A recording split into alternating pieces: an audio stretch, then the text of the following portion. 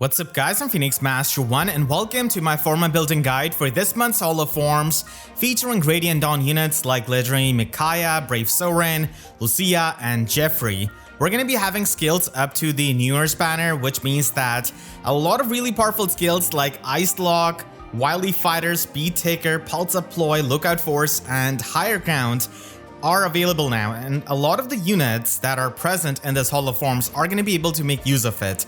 So let's start with legendary Micaia. She recently got a Weapon Refine and Remix, and she is a pretty strong unit nowadays for taking out a lot of the armor units. And of course, she's not going to be on the level of Attune Micaia, who is one of the best nukes in the game and also a support unit, but still for such an old unit, legendary Micaia can still do a fine job with the Lin Ring and by nuking a lot of the Far Saviors with her effective damage. She does have Slaying and Attack +3 in her weapon, and she also has the Desperation built in. So this is the thing that, differentiates her from the other Micaias. And having the Desperation effect is good because not every single armor is going to be running Hardy Bearing. Some of them are going to be running Deflect Missile. So against them, you're not going to be needing any kind of Firestorm Dancer or the support of Emblem Lin herself, and you can just try nuke them. And if you run Triangle Attack or Dual Strike support, then you can just hit them 4 times consecutively. But the problem is that many of the armor units or tanks are going to be having Hardy Bearing because Emblem Lin herself is a pretty meta unit and she has got Desperation, and she also gives out Desperation to the other units. So in that case, you have to watch out for it, and for that, you will need to adapt and maybe use something like Ymir for the miracle support so that legendary Micaia can survive even if she's interrupted by any kind of Hardy Bearing tank. And in the combat, she is able to get +6 attack and resistance and +5 speed and defense, and then she gets even more stats depending on 10% of her resistance. So usually this is going to be 6 to 7 at max, and she also has the guaranteed follow-up attack. So if you don't have any kind of null follow-up on her, then this guaranteed follow-up attack can act as a pseudo half null follow-up. And then in the combat, depending on the HP check, she gets +5 to all of her stats, and she also has null attack resistance debuffs, so she doesn't mind any kind of debuffs to those stats. So even if you're not running Crystalline Water, at least in the combat, you're not going to be getting affected by those debuffs, and you don't need to waste any kind of action cleansing her or dancing her, and she can just begin nuking.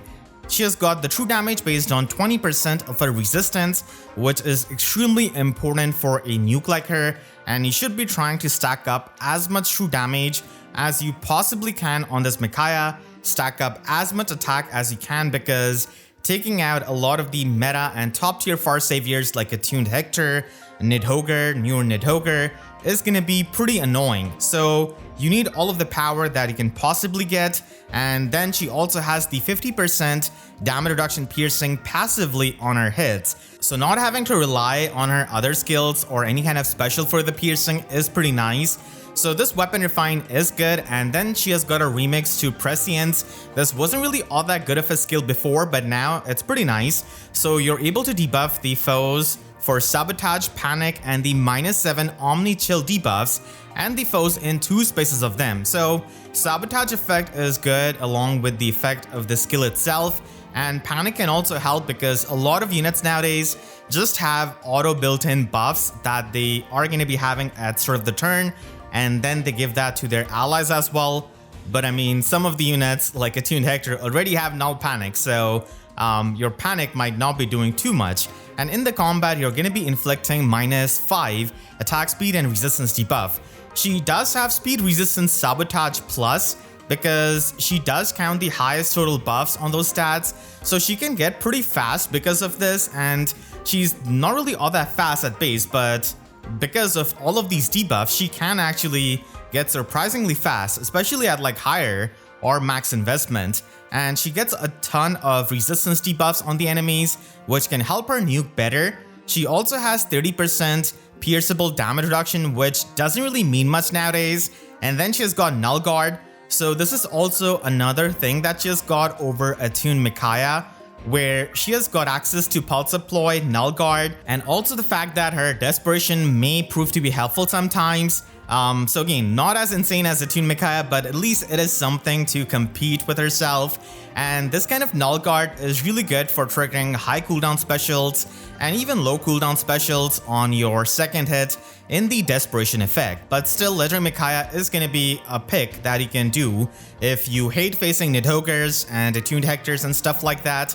She may still need some kind of support like Triangle Attack or Dual Strike to kill those kinds of units, especially if they are well supported or if they are highly merged. But still, for a unit that it can pick up in the Hall of Forms, she is going to be doing an above average job when it comes to killing these kinds of Far Saviors as a Lindring nuke. And for her stats and for her skills, she does have some obvious options. So she already has Maiden Soulless, which is decent, but you could also get Reposition Gate. It can help you position better in Arena.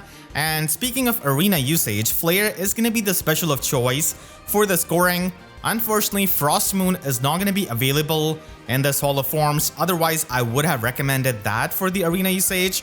But outside of Arena, in my opinion, the best specials for her are going to be Astra or Miracle. Her best friends are anyone that can give her the Dual Strike or Triangle Attack support, and then Ymir, who can give her the Miracle support. So if you're going to be getting all of that, then Astra is the best special, because nowadays you need its ridiculous damage output to kill the Far Saviors. So it does help, and Flare and those kinds of specials are simply not going to be cutting it. So you need that, and if you don't have the slot of running Ymir, then Miracle could be run so that if you face Hardy bearing Far Saves, at least you're able to survive. So all of this is possible to use because of her Pulse Ploy and also the Null Guard that she has got, which Attune Micaia doesn't, so it is a bit easier for her to make use of it, but still she is a Winter Legendary unit, so she's not always going to be deployable in Ether Raids, so that's something you'll need to watch out for. But in any case, let's continue, and we have got Slimer as the recommendation for this lottie because it does give you a lot of attack and resistance, and it also gives you 5 true damage per hit. And this kind of per hit true damage is really good for these kinds of nukes because she does have the desperation effect, and if you run her with the Triangle Attack or Dual Strike, then she can quad attack, and that true damage is going to be mattering quite a lot when you're going to be attacking 4 times. So in my opinion, this is a pretty good valuable skill that you can get that is also rare, and you can also get Crystalline Water if you just want to have better checks for your Pulse Ploy. Slice of Sparrow is also an option if you get unlucky and if you're not able to get Sly Mirror. She does have a lot of effects that scale off her resistance, and that's why I recommend Sly Mirror. But if you don't get it, then Slice of Sparrow could be run. At least it can give you the true damage, and she is deceptively fast, like I said, so it's not the worst option. For the slot B, it doesn't really matter. I guess you could pick up Attack Resistance Discord just for the Forma value, but you're never really going to be running any of those slot B skills over Prescience. And then finally, in her slot C, you could try and run Pulse Ploy. I feel like this is one of her best skills, if not the best one. The reason being is that she inflicts Sabotage and Panic with her slot B. And when you run Pulse Ploy, you also debuff the enemy for Exposure and Ploy. So if the enemy has got Attune Micaia or Ninja Celine for the cleansing, then the Exposure and the Panic status are going to be in the top priority for the cleansing. So they are going to be getting cleansed and not the Sabotage and the Ploy status. So she's able to do a lot more in combat debuffs with the Sabotage status, and the Ploy status is going to be disabling any of their bonus doublers from their Ectoniers and stuff like that. So that's why overloading of those status effects on those cleansers is pretty helpful. But of course, if you face Freyr, then none of this matters. He will cleanse any of those debuffs. But even if he cleanses all of that, it's not like Pulse Ploy is just there to debuff. It also lets you charge up your specials like Miracle, Astra, Flare, really any kind of special, and then easily trigger it because of the Null Guard in her slot B. And that's, one of the main reasons why it's used a lot, because it does have good timing with the Lin Ring, because the Lin Ring gets activated on turn 2. So you could wait 2 or 3 turns and just have your pre-charge special, or just trigger it on your double. And if you're not able to get this Ploy skill, then Creation Pulse is the next best option, and the logic is same here. You need the preempt pulse from creation pulse to trigger specials and hit the enemy really hard. And she already debuffs the enemies for panic and sabotage status, so naturally she's able to use creation pulse without any kind of external support. But again, Freyr's cleansing is gonna be a bit of an annoyance if you run creation pulse. And Fatal Smoke is also a really important option because now we have Duo Rhea as a miracle armor, and she's gonna be giving miracle to the other allies, which may be another Far Savior like Neor Nidhogger or Attuned Hector. So to make sure that you do not get stopped by that non-special miracle, you can run Fatal Smoke in her Slotsy as well. So it can help you just run through those armor units without caring for their miracle. And of course, if you're facing a higher ground Duo Rhea, then this also helps against her. And she is a really bulky armor unit, no matter what kind of save she is. And Pulse Up Blades could also be run, again for the same reason as Pulse Up Ploy. You're able to pre-charge your specials, you also get the attack buff, so it is the worst case scenario option that you could try and pick up. Now before going on to the other section, I just want to give a heads up that literally all of these skills, all of the fodder that this legendary Micaia needs is coming from Rune. So if you have an extra copy of Rune, you could fodder him to her. Now a lot of people do run Rune in their Mythic core and they are trying to merge him up. So you're not going to be able to fodder him if that's the case, but if you don't really care, then you could create this kind of legendary Micaia even without spending a Forma Soul. You're only going to be missing Reposition Gate, but I mean, it's not the biggest deal. And you're able to get Flare, Slimer, and Pulse Deploy, all three of those good skills that legendary Micaia needs. So consider that before spending your Forma Soul for a build like this that I've recommended if you have an extra rune, because if you're a low spender or a free-to-play player, then you have a limited amount of Forma Souls. Brave Soren is a green infantry mage, and he is going to be getting a refine with the other Chooser Legends 7 units this year in September. And I would say that he is the best unit out of that batch because Brave Male Robin has kind of fallen off as a support because there are just so many other units that can give you the preempt pulse support that works with defensive specials or Gale Force, and Thor is one of the biggest example. So Rally Spectrum is not as desirable anymore. And then, Brave Female Corin did not have a very big shelf life for a Far Savior, and she does have trouble surviving a lot of things, but now at least she's got the higher ground utility. And there is Brave Gulvig, who does get outclassed a bit by Summer Gulvig, and we just have so many extraction units that it's kind of hard to justify using Brave Gulvig at this point, even if she is pretty good with that extraction. So here we have got Brave Soren that you might have to take a refined gamble for, and he has got Arcsage Tome that does give him slaying, and to his support partner or to the ally with the highest defense in 2 spaces, he can give them +6 buff to all of their stats and the assigned decoy status. So naturally you're going to be running 2 units with the same defense and giving both of them the assigned decoy status. So one of them is going to be a range unit that can function as a Far Savior, and then the other one is going to be an infantry unit who can function as a Near Savior. So this way, without the use of save units, you're able to make the saviors, and this can help you in summoner duels where only one savior is allowed. So you may already be using a Far Savior, so you can make someone a Near Savior so that you can protect your team against the melee nuking. So summoner duels is the main use case for Brave Soren, and the reason why he is considered a good unit. There's no other unit in the game that gives assigned decoy.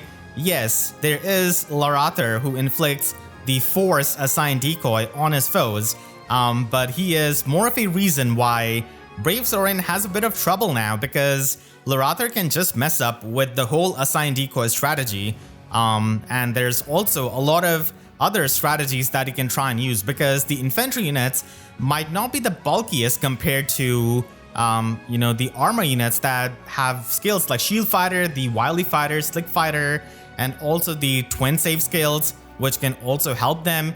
And someone like Attuned Hector and Nidhoggers not only are really tanky, but also give amazing support. And then there's also the new Duo Rhea. So infantry units are not the best saves, but that may change in the future.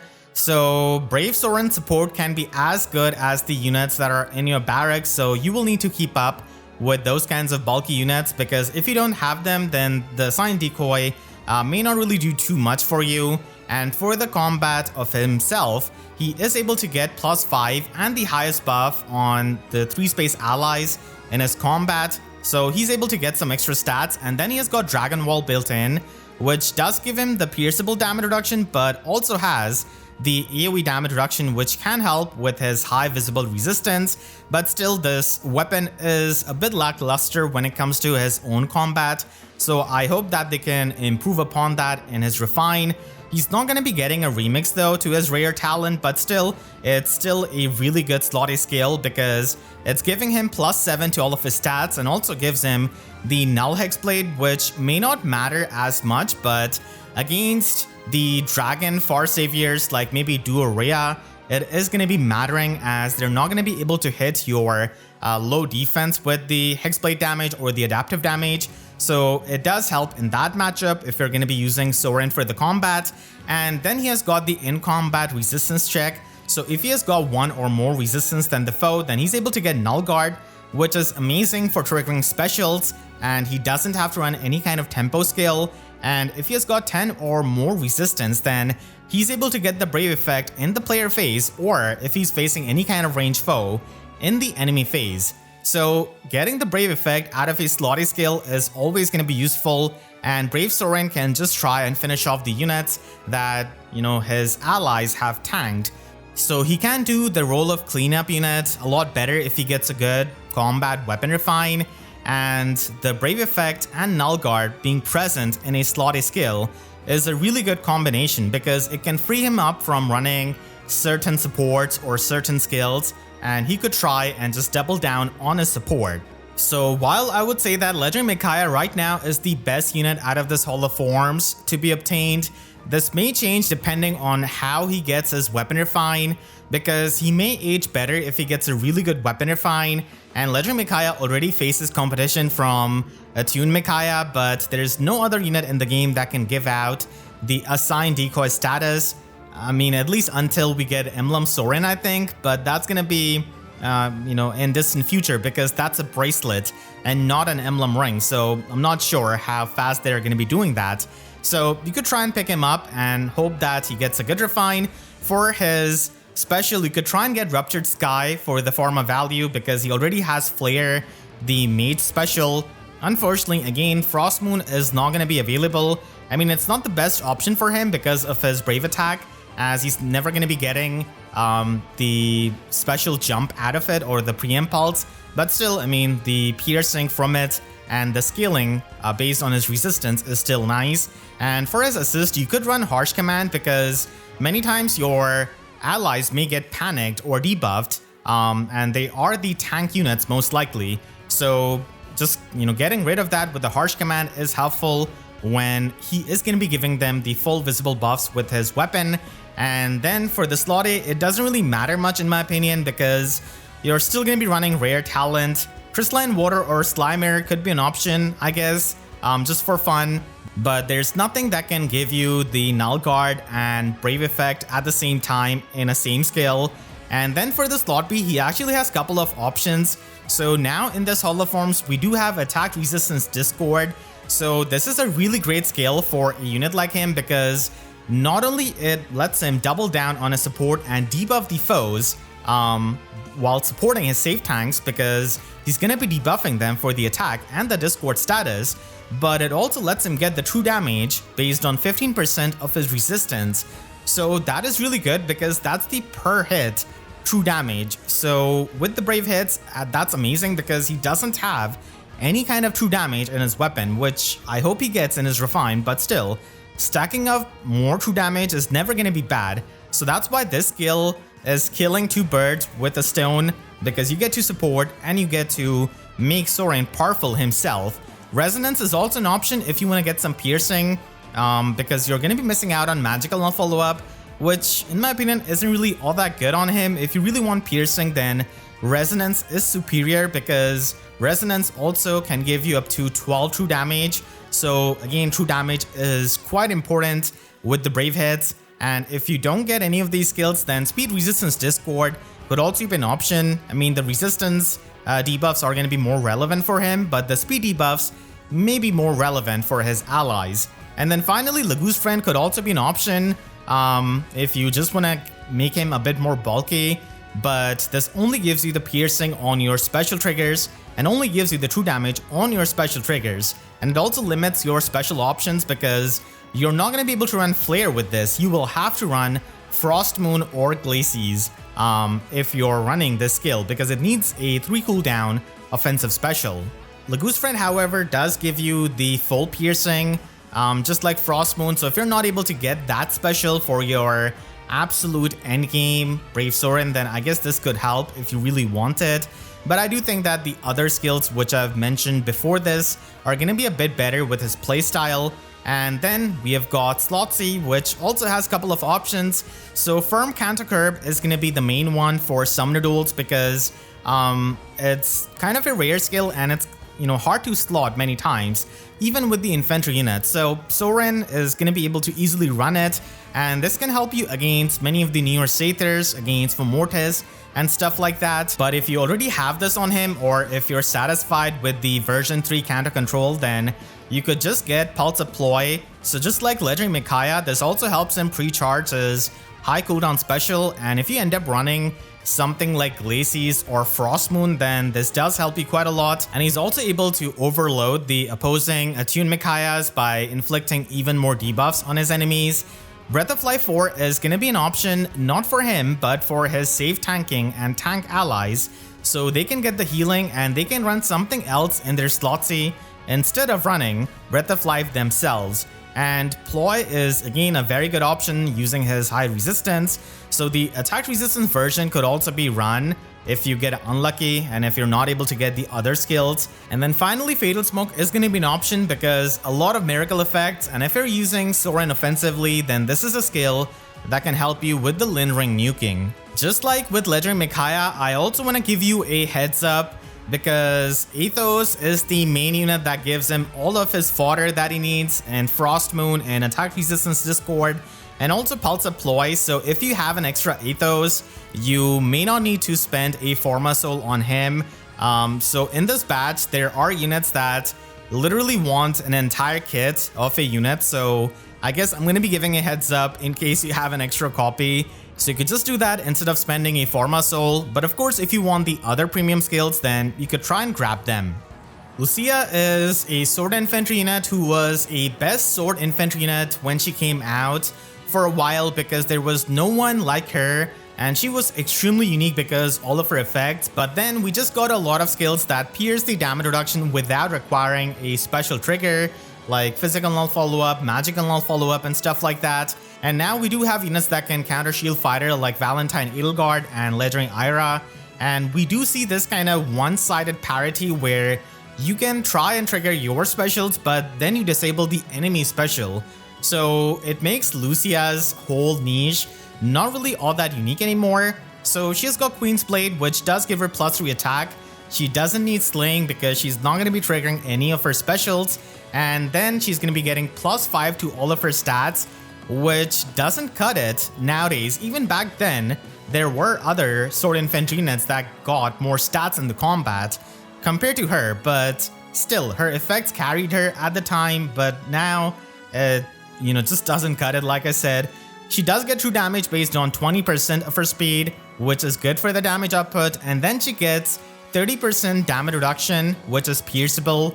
Now back then, a lot of units did rely on Deadeye lethality to pierce their enemies' damage reduction, but now, passively piercing damage reduction is pretty common, so this doesn't really help her be a lot more bulky. And for herself and her foe, she invites them to Final Destination to challenge them for a 1v1 without any kind of items. So she enforces the disabling of the specials. You're not able to trigger the in-combat or the AoE specials, and this means that Lucia can also not trigger them. She also enforces the feud effect, which does help ignore a lot of the support of the enemy, but this also means that a lot of the support cannot be given to Lucia herself. She does have Hardy Bearing, which can help against the Desperation nukes like Emblem Lin, but surviving against her is still gonna be a bit troublesome if she has got good kind of triangle attack and dual strike support.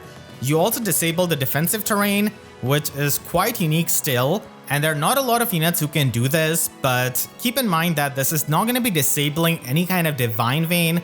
This is only going to be disabling the good old defensive tiles, and it also disables any kind of ally support. She gets full null follow-up and also the null counter disrupt effect, so none of the flash status or anything like that is going to be working against her, so she is still unique with the effects. But there is Festival Lucia, who has the same effect, but she is going to be a bit of an upgrade because she gets plus 14 to all of her stats, and she has got distant counter built in her weapon. So if you really like Lucia and if you're trying to tank with her, then Festival Lucia is probably going to be a better option. But even this Lucia can function in many of the game modes if you give her the premium skills. But unfortunately in this holo form, she misses a lot of the good premium skills that she would have loved. So for her special, I would recommend getting Gust. Gust and Godlike Reflexes are her main option, but I like Gust more because it gives you the unpierceable damage reduction when it's fully charged up, so that can help her survive things better. But Godlike Reflexes is mainly going to be giving you the true damage, as you're not going to be triggering the special, so you don't get the damage reduction out of it. So these are the special options. It's a bit weird, but she has got to make it work somehow. And you could run Celica Ring so that she can warp. And for the Slotty skill, you can run Attack Speed XL so that you can get some flat damage reduction. So at max, it is going to be 12 flat damage reduction, which is not bad when you disable the enemy special. But disabling the enemy special also means that you are not going to be getting the second layer of Excel's damage reduction, because the enemy is not going to be triggering any kind of special. But still, I mean, this does help her be a bit more bulky, but if you don't like it, then bonus doubler 4 could also be used, but it does have the proximity condition. So if you want to go out there and attack something, then it might not be the best. And then there is distant bonus doubler, which I would only recommend at like absolute max investment with a lot of supports, because I have a hard time recommending tanking with this Lucia, who only gets plus 5 with her weapon. That's a big deal, because if you're trying to tank with her, then any kind of modern unit worth their salt are going to be either outspeeding her with their extra stats, or they're going to be killing her with their piercing passively, so her measly damage reduction out of her weapon doesn't mean much, or they are going to be doing both of them and they're going to be hitting so hard that it doesn't matter, how much unpierceable damage reduction you've got on her. Their damage output is going to be high enough, and your Lucia's raw bulk is low enough. So I cannot recommend that on a Forma Lucia, and especially a low investment one. I think going the offensive route and using her in the player phase is better than trying to tank with her, because it's not going to end up well, let's be honest. And then finally there is Attack Speed Finish as the worst case option. It also has the proximity condition, but at least it's a bit better than bonus doubler 4, so you can be 3 spaces away from your allies. So only try to tank with her if you have her at max investment, and if you can give her a lot of good status effects which can help with her combat. Otherwise, just stick with the player phase type of build so that you can stack up the true damage. And for that, we have got Speed Taker. So this also gives her 20% true damage based on her speed, just like her weapon.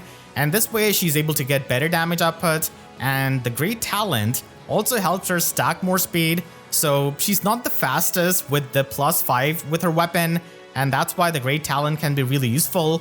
Unfortunately, I would have recommended the Attack Speed Spiked Wall and definitely Lagu's Loyalty.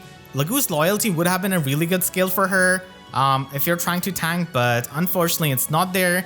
And if you want to try and tank, and if you want to get some flat damage reduction out of your slot B, then your option is Speed Resistant Spiked Wall, so you can still get the true damage out of your speed, and you debuff the enemy's resistance instead of their attack. So I guess if you run her with the Hexblade status, that could be useful. And then Lagu's Friend is also an option if you want to get some flat damage reduction, but keep in mind that her raw bulk isn't all that high, so you will need to stack up a lot of defense and resistance to make sure she can get good amount of flat damage reduction, at least the amount more than provided by Spiked Wall on a flat level. and Lagu's Friend and its true damage on the special triggers and its damage reduction piercing is not going to be happening for Lucia because of her weapon, so just keep that in mind. And then finally for the slot C, Endless Tempest is a really good option because it allows her to 1v1 the enemies a lot better by ignoring their visible buffs, and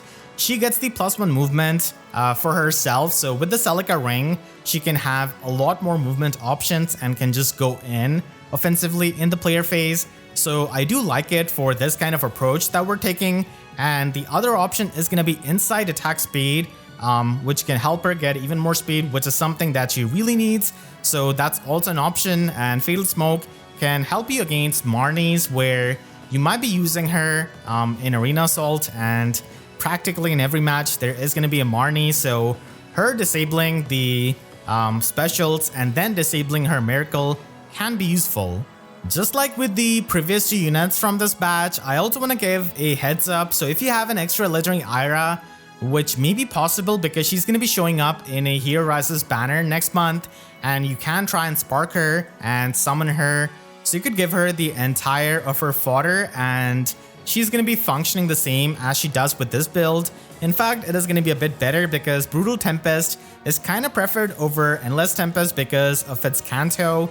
The only thing you're going to be missing is Gust because Legendary Ira doesn't have it. So again, a heads up if you have that extra unit and if you don't want to spend your Forma Soul. The final unit of this batch is Geoffrey, and unfortunately, he is not the best Lance Cavalier. There's just endless competition, and even back when he came out, he wasn't really all that special. So his weapon, Queen's Lance, does give him the slaying effect, which is probably the best thing out of this weapon. But when we get the 3rd Arcane Lance, you could just run that for the slaying effect, I suppose. It does give him the Canto remaining +1 movement if there is any kind of bonus active. And this is not the best Canto, this is one of the worst Cantos. If it was flat Canto or Canto distant remaining movement, then that would have been a lot worth it, but unfortunately it is not. So it's pretty easy to replace this weapon. As you can see, he is going to be able to get extra stats depending on 5+ the highest buffs on himself and his support partner. So he can get these stats, but he can only get the 40% damage reduction on the first attack and the follow-up denial if the bonus is active. So the full pierceable damage reduction and the follow-up denial is also not the greatest when the other effects are not that stellar. So I'm just going to be honest, just run Jehana Lance over this weapon and run him with like Sigurd Ring. You are going to be getting flat Canto 3 out of it, +1 movement, and insane damage reflection. And Jehana Lance is an insane weapon. So for those of us who do like Geoffrey, you can try and get some premium skills, and I'm certainly going to be getting him because I have him at like +8 merge. So he cannot get Jehana Lance in the solo forms, unfortunately, so you'll have to give that later to him. But you could pick up Null Spear Plus just for fun. At least it gives you the full Null follow-up. So it is going to be Arcane Lewin at home essentially. Then you could try and get No Quarter because Haze Slice is not available.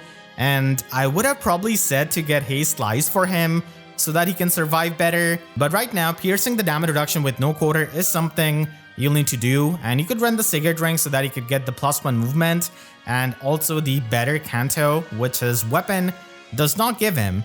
And then you could run Attack Speed XL because it is going to be the best overall slotty skill for him, and it does have good synergy with Momentum and also Jehana Lance and its damage reflection. So having the flat damage reduction out of it is really good, but if you don't get it, then Slice the Sparrow could be an option to at least give you some true damage. And if you run him with Desert Marissa, then he could try and get the Brave effect and then make use of the per hit true damage out of the Slice skill.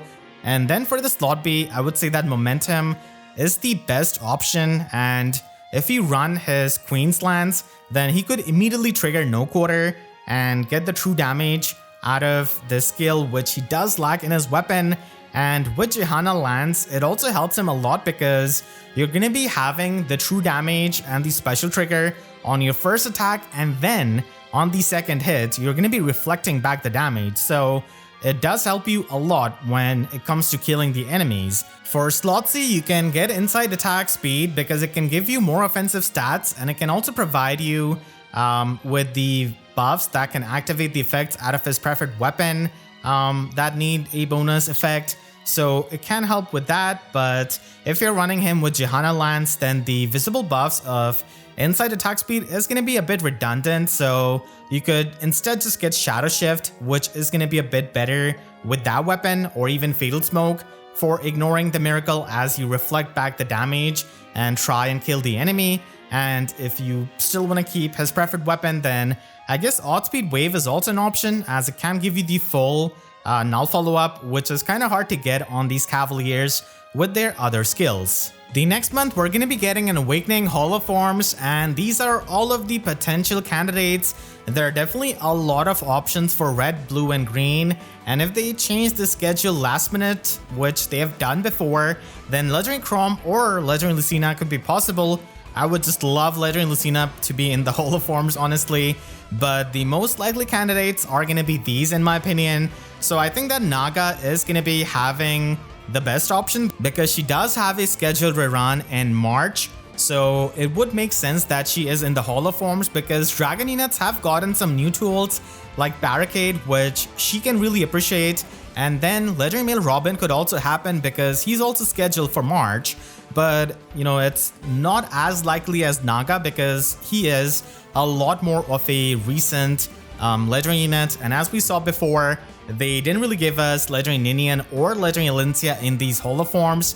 So don't expect it too much. The chance is there, but not as much as Naga in my opinion. And then for the colorless, we do have one of the better healers in Young Imran, and she can get Ice Lock and some other things.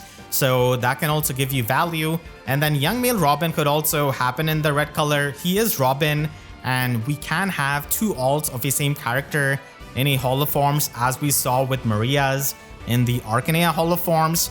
But if we're not going to be getting Legendary Male Robin, then I do think that Brave Tiki is an option because she has gotten a weapon refine and she can get a lot of valuable skills in Holoforms. Again, you know, Barricade is one of them. And then Brave Male Robin has the same logic as Brave Soren. He's also going to be getting a refine. And then Valentine Female Robin could be the option that they could try and put for the colorless because a range armor is kind of harmless, but at the same time, she is very popular and at least she has got a preferred weapon. I want to thank all of my team members, and you can click the link on the screen right now to check out my breakdown of Gris, our latest free-to-play unit, and make sure to subscribe and hit the notification bell because YouTube sub boxes are about as functional as the amount of skills that Lucia is missing in this Holoforms. So with that, still see you guys next time. Thanks so much for watching and have a great day.